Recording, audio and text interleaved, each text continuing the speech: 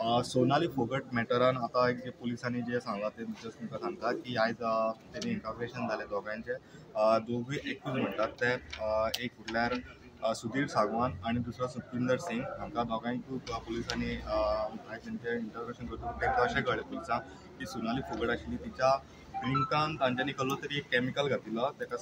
एक केमिकल घालून तो फोर्सफुली तिका इंटेन्शनली ते ड्रिंक दिताले आणि मागीर तिच्या उपरांतूच तिका सीक पडली आणि मागीर तिका तेंच्यांनी टॉयलेटान व्हेली 2 वरां टॉयलेटान आशिल्लें आणि मागीर तिच्या उपरांत तेका हॉस्पिटलान रिफर केली तेन्ना ती कळ्ळी की मेन